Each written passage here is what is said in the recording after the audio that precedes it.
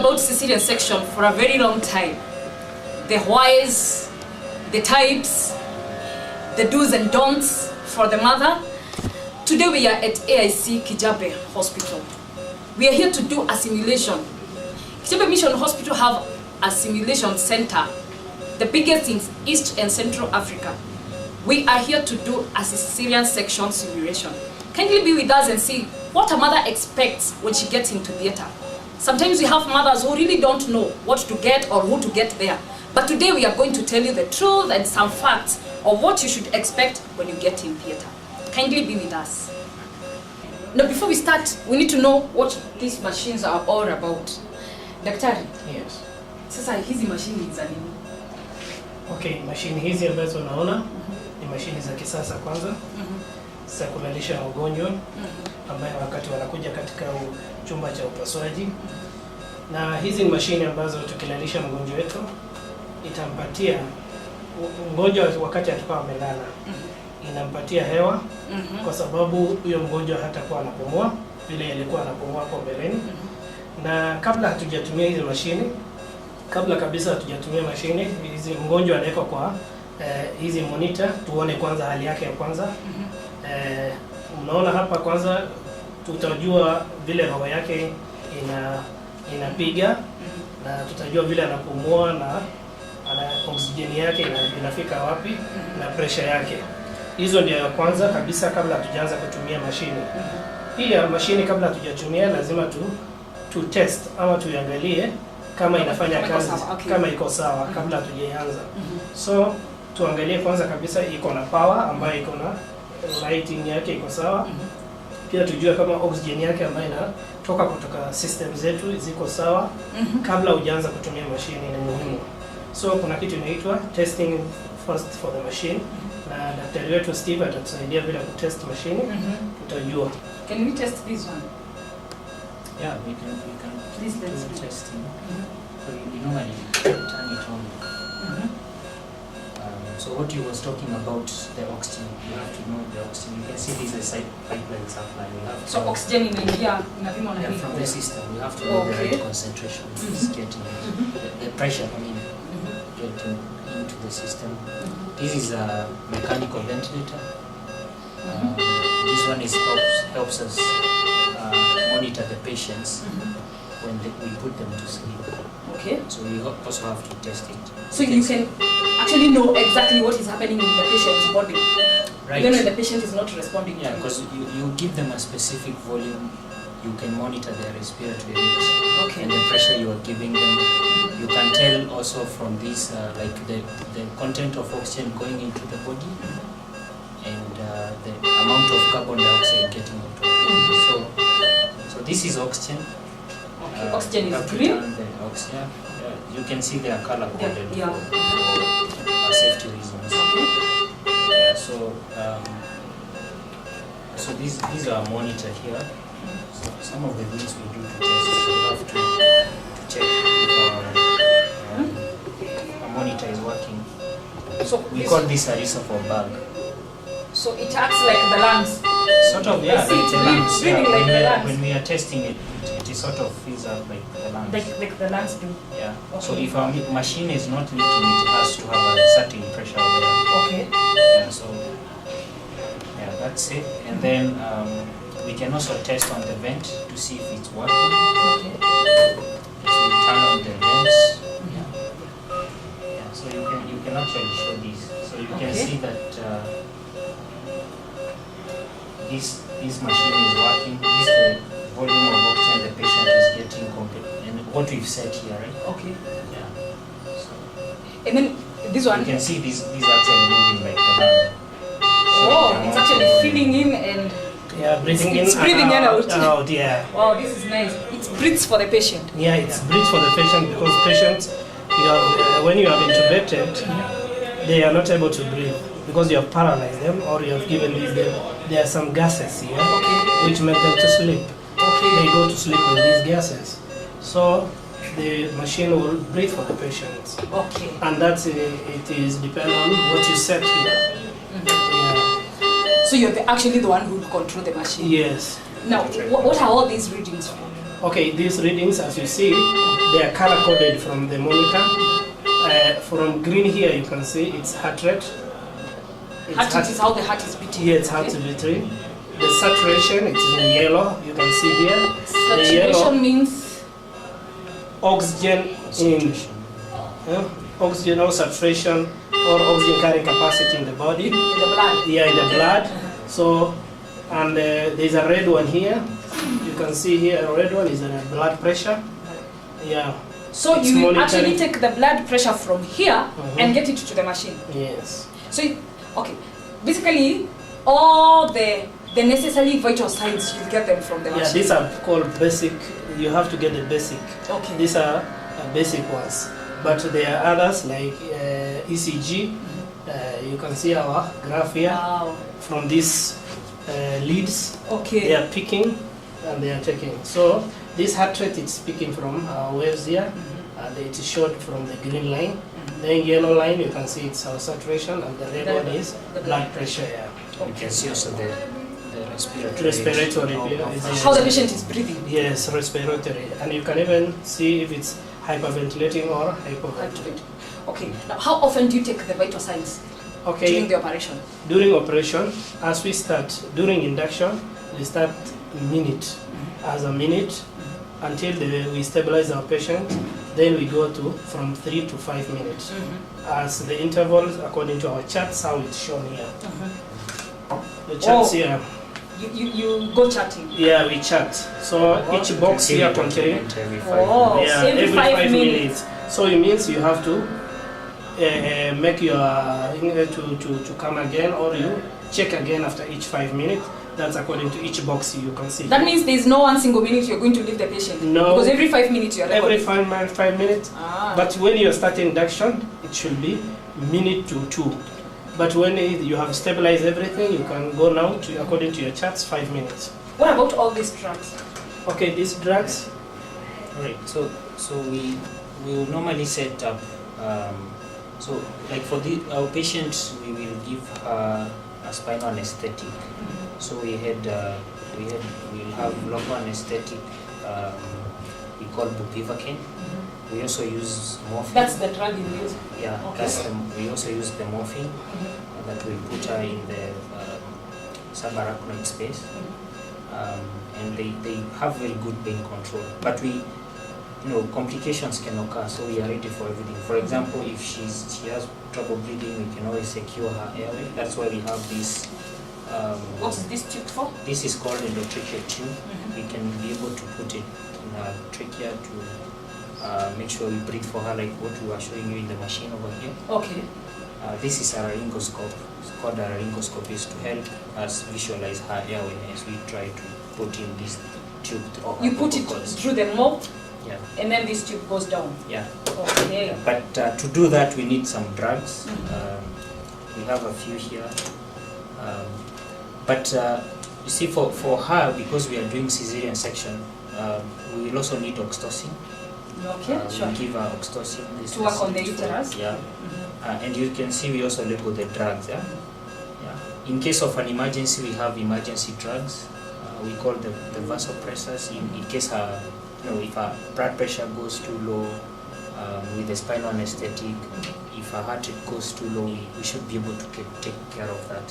So, you have drugs according to the case.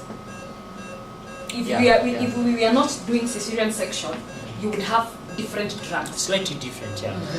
Yeah. It depends with every patient. It also depends with the case. To add on, when we are preparing for spinal, we need to prepare even for our GA.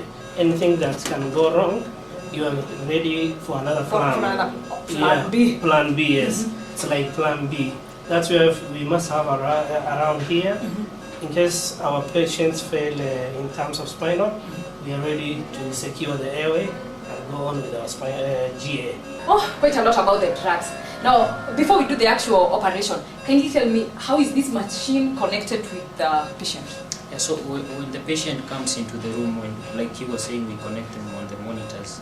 You can see these cables.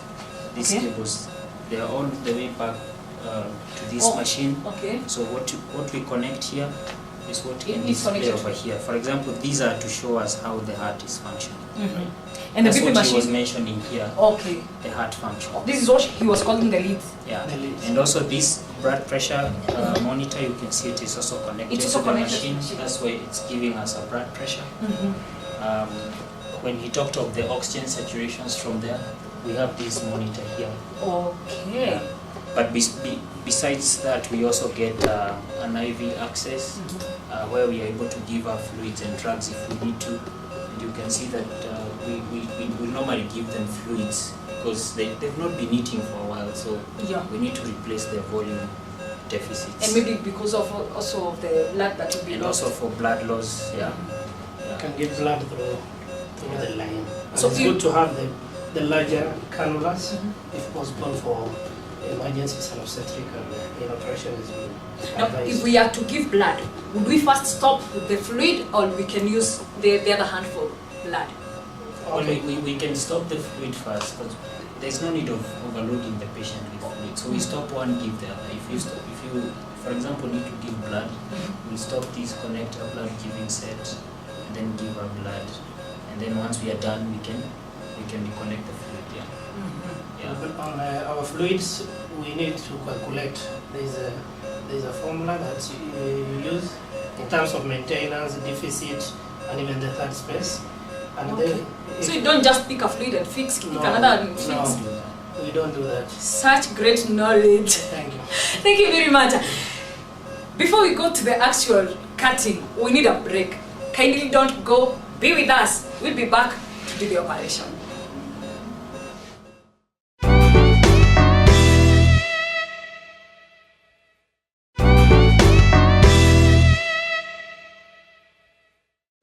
Okay. Yeah. Mrs. Jane, Yes, we are about to start. okay, We want to do a timeout. We'll introduce all the team members in the room. okay, So I'm Stephen, Mr. Wood in the anesthesia team, yes, surgical Guy team. doing the surgery. And I'm Anne. Mimi ndio nitakuwa assistant surgeon. okay, Yes. thank you. Yes, I'm Wilika. I'm a midwife. Okay. So Thank you. Mrs. Jane is 33 years old.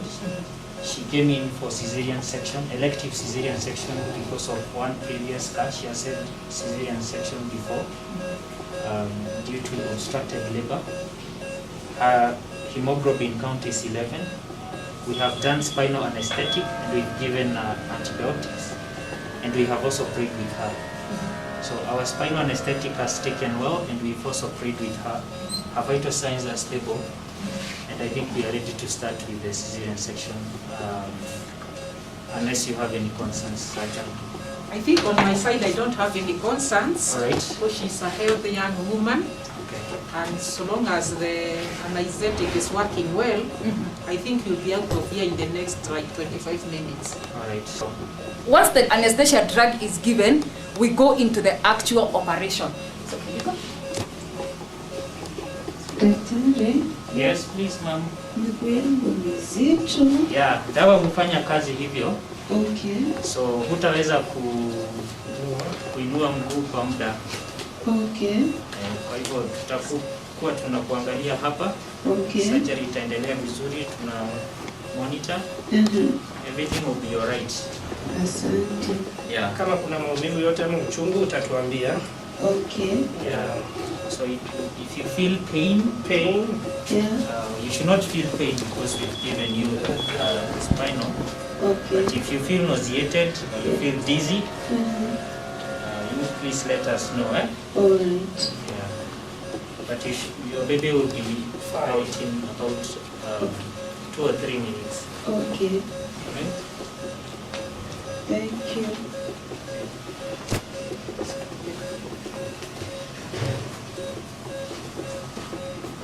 The reason we cover here is because we do not want the mother to see what is happening down there. You don't want me to see my baby? We will let you see. Okay, Yes, once the baby is out, yeah, we will let you see her. All the healing. thank you.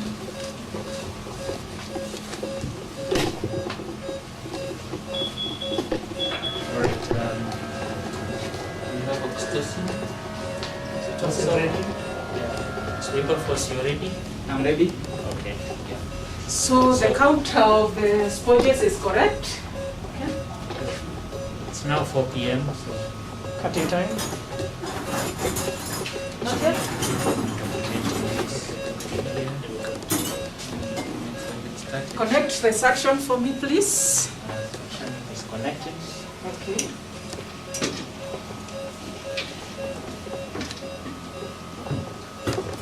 Mami, unasikia uchungu?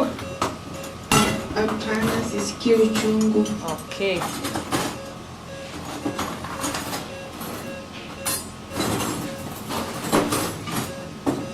So this is going to label these ones. So this is fluid number 2. Second liter we've given. So can I test? Sure. Testing. Unasikia uchungu? Hapana, Okay.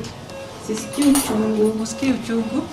Nasikia ukifinya tu. Okay. So making incision. Cutting time. It's 4 p.m. 4 p.m. Section.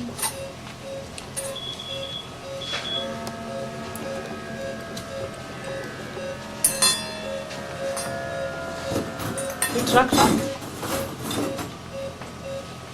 Please.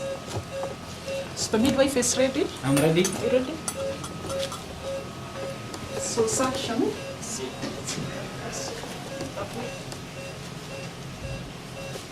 So you help the system.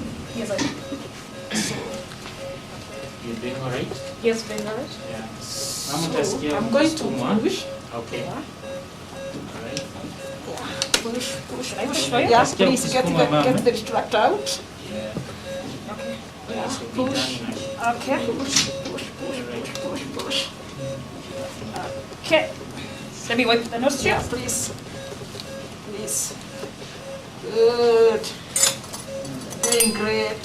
You're doing great. Doing Out. great. The hand out. Great. Yes. Great. Doing great. There you go. Wow. Yeah. Sucker. Yeah, please. Please. Can you Good, cut the baby. cord? Yes, please.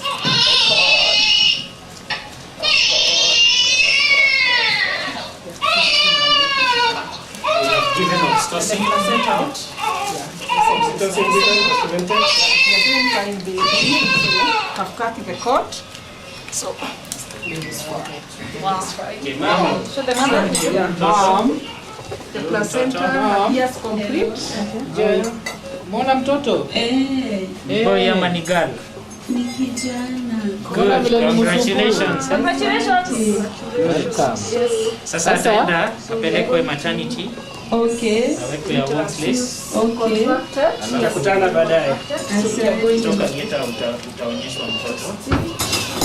Alafu atawekwa lebo kuonyesha ni mtoto wako Jane Kaluta. Sawa? Ataogeshwa saa hizi? Hapana, si saizi. Okay, Tu baadaye. sawa. Tutakuja Okay, so upate first you maternity. need. Yes, Oxytocin given. has been given. Oxytocin given.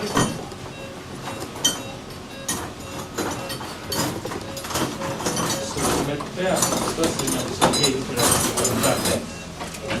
Unaweza kufanya usikie kichwa ikiuma or some pressure in your chest ama kufungana mapua or a metallic taste in your tongue, but it should be clear in about 10 minutes or less. Okay. Sawa. Please. Victory. Yes. Number 2 round. Asanteni kwa kunisaidia. Karibu sana. So we are going to close you very quickly. Is the uterus well The contracted? uterus is well contracted. We are doing very well. You'll be out of here in the next few minutes. Will I be able to walk again? In about 4 to 6 hours you'll be able to walk again. Okay. Yeah. No, what happens is that the baby is not usually in the abdomen. It is in the uterus. So the cut that is done, it is the first cut is done on the abdomen, and then we go deep into the uterus where we cut, and then we get the baby out as you saw, before. And then the uterus has to be sutured. Why? Because it cannot be left open. It is such a big wound. It has to be repaired so that it can be able to hold another baby in future. And this is what we are trying to show. Once the uterus is sutured, the next thing to be closed are some muscles in there, and then we come to the abdomen, and we also do another cut here. Now, daktari, ni lazima mtu akatwe hivi? Ama kuna vingine anaweza katwa? Kuna njia ingine, lakini hii ya kukata hivi hapa chini inasaidia sana kwa sababu wamama hawasikiangi uchungu sana, na pia wanapona haraka. Lakini kuna madaktari wengine ambao wanakata hii ingine kutoka kwa umbilicus kuenda chini. Hiyo inakuacha ukiwa na scar kubwa, lakini hii ya hapa chini haikupei scar kubwa.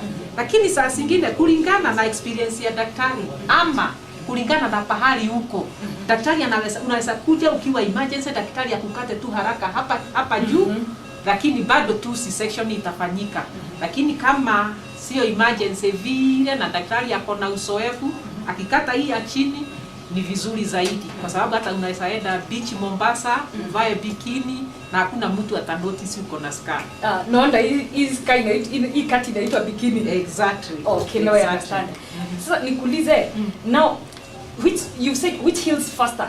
Hii ama hii hapa chini? Hii hapa chini inapona haraka. Kwa sababu unaona haijafulutwa, ni kama daktari wakati alikuwa anakata alikuwa anafuata tu vile skin inajikuja. Lakini ya hapa juu unaona hiyo inachukuanga muda kidogo kwa sababu ni kama unavurutwa kiasi. Now viewers, we need to go for a break. Our baby is well and alive. He has actually cried, as you have heard. Be with us.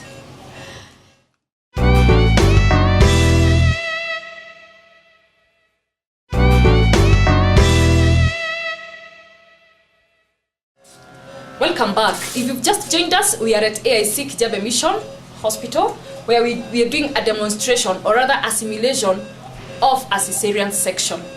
Be with us. Now we are almost done. Yes. Get my mask, please. Thank you. So we need to put a bandage on the wood that we made for the Caesarean section. Mami, tunafunga kidonda. Please. Kuna uchungu? Hapana, hakuna uchungu. Okay. Ati uliona mtoto ni nini?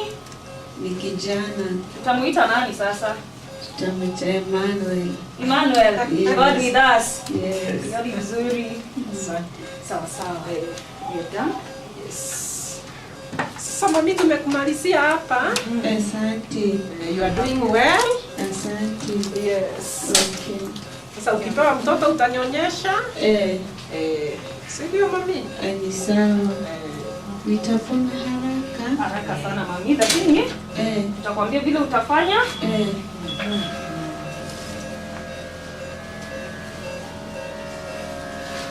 Kuelezea vile utafanya. You are doing great, ma'am. Asante. Unasikiaje kwa miguu? Iko mizito Sana. kabisa.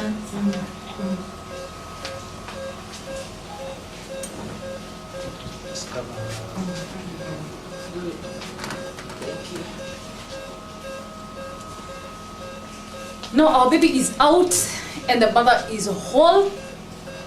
The wound is closed. Now daktari tuambie, at this stage, is there any complication that can occur? Yeah. There are some complications that can arise. For some reasons, she can breathe even post-operatively, and that's why she needs to be observed very closely, especially the first few hours. And it's important for the midwife to keep on checking whether the uterus is completely relaxed. How does she check? She can actually ask the mom, whether the mom is breathing. Because she can feel the blood She coming can out. feel the blood coming out. And if the mom complains that the blood is coming out, the midwife needs to check literally whether that is the normal amount of blood expected to come out or it's more than expected. And if it's more than expected, then she should come on the abdomen, feel the uterus. Normally, if the uterus is contracted, it should be actually feel very hard, Like a ball? like a ball, yeah, and it should not like be big, yeah, the abdomen should not be big, so literally the midwife should come and feel. If it feels boggy, then that uterus is not contracted. By boggy you mean soft? Soft, soft. So she should feel, and then she should intervene. Otherwise, if she doesn't intervene, this mom can bleed to death. So it is very, very important for the midwife and also for the mom to ask questions. Yes. What about during the operation? Is it possible for a mother to bleed so much during operation? Exactly. It's very, very possible. There are many reasons as to why a mother can bleed so much. There are some situations whereby if the placenta has attached itself so much on the uterus and it becomes very hard for it to get it detached normally, that mom can bleed so much because the uterus cannot be able to contract if the placenta has not been removed. Okay. So that is one. So remains of the cause. placenta. Yes. Number two, there are those situations whereby the mom came into theater anemic. The blood level was very, very low. For many causes, maybe she has another disease. Maybe she has malaria. Okay. Yeah? That has really kind of... That has caused anemia. Exactly. So such mom is at risk of bleeding so much. And that's why the surgeon and even the mom needs to have a plan. Maybe to have blood ready. So in anemia, the little she bleeds is important. It's very, very important because if she came in with a very low hemoglobin and then she bleeds, because while undergoing a C-section, a mom has to bleed more than a normal vertex delivery. Okay. Yes. Actually, they say moms bleed between 700 to 1,000 mils during C-section. You see, if that's a lot if she was anemic. It's kind of normal if she wasn't anemic, but if in this anemic mom, that can be problematic. What about some blood factors? Maybe low platelets? Exactly. That's also possible because of illnesses and diseases. Like there's a condition that is common in pregnancy that we call preeclampsia or eclampsia. If mom has that condition, the platelets are affected. They are very low. And in that situation, the mom can really bleed. And that's why it's important for the surgeon to have prepared in advance so that they have blood ready, just in case this mom will need transfusion. Okay. Now, let me ask one question. For this mother, we've given her the spinal block. Yes. As in, spinal block is where mama anagandishwa kutoka hapa kwenda chini. Mami, Yes. si unasikia huku kumeganda? Uko chini kwa miguu lakini kwa mikono niko sawa. Okay. As you can hear our mother telling us, ameganda kutoka kwa tumbo kwenda chini. But up here kwa mikono na kichwa she's very alright. So, daktari nikuulize, anafaa kukula saa ngapi? Huyu mama akirudi kwa wodi anaweza kula kama atukamea kama masaa 4 hivi ndio hiyo dawa ishe, asikie hata yeye akona ile hamu ya kukula, alafu anaweza kuanza kukunywa polepole. Akisikia hana shida, anaweza endelea na soft diet kidogo kidogo mpaka asikie ako sawa. Na angekuwa amepata general anesthesia ile ya kulala kabisa. Kama angekuwa amepata dawa ile ya kumulalisha kabisa, hiyo dawa inafanya mtu asikie kama akona nausea, anasikia kama anataka kutapika, na pia unajua vile alikuwa amelala kabisa, atahitaji kuamuka kabisa na dawa iishe kwa mwili ndio aweze kukula. Otherwise isipoisha ajaribu kukula, atatapika, asikie amegojeka na asikie mwili sio mzuri kabisa. Because inachukua muda. Because also the internal organs, the intestines had also relaxed. Exactly. Atahitaji kugojea kwa masaa mingi kushinda hii masaa 4 ndio aweze kukula. Okay. Najua our mother has some questions. Mami? Yes. Kuna swali yoyote? Uliza daktari? Nitasikia uchungu baada ya hii. Daktari wa dawa. Nitasikia uchungu baada ya hii. Hutaweza kusikia uchungu kwa at least 18 to 24 hours kidogo, lakini pia your surgeon atakuandikia madawa yenye utapewa ikipelekwa kwa ward. Okay. Hii dawa inaweza kusaidia kwa muda mrefu usisikie uchungu. Okay. Lakini pia utaandikiwa madawa. Okay. Yeah. Nitaweza kukula nikirudi kwa ward? Si immediately. Ni maybe after 4 hours unaweza anza kunywa maji. Chai kidogo. And then as you get better, you'll be able to take soft diet and progressive mpaka solid diet. Okay. Yeah, but utaelezewa vizuri kwa ward. Okay. Asante. Mami, na hiyo mpira ya makoto itatolewa lini? Itatolewa kesho asubuhi. Okay. Sababu saa hizi ni jioni. Usiku ndio uwe sawa. Na pia itasaidia usifure kwa tumbo. Na uterus iweze contract vizuri. Okay. So itatolewa kesho asubuhi ukiweza kutembea vizuri. Sasa lazima hiyo mpira itolewe na ili hata wewe utembee, kwa sababu ukikaa kwa kitanda tu bila kutembea itakuwa na madhara yake. Ni sawa sawa? Sasa tunataka kukupeleka kwa ward, utapewa mtoto na uanze kumnyonyesha. Alafu si unajua utamnyonyesha miezi mingapi kabla hajapewa chakula? Miezi 6. Kumbe ulikuwa unaenda clinic. Utamnyonyesha kwa miezi 6 na baada ya hapo after umedischargewa, utarudi clinic after 2 weeks. Ni sawa sawa? Okay. Ndio tukuangalie. Okay. Sasa situpeleke kwa ward. Asante. Thank you. Karibu sana. Nimeshukuru. Karibu sana. Being a mom. Thank you. As you have heard, our mother is whole and the baby is whole. We are going to discharge her to the ward. We are going to end our show there today. This is Golden Mini Show. I remain your show host, Ann B. Till we meet again, Shalom.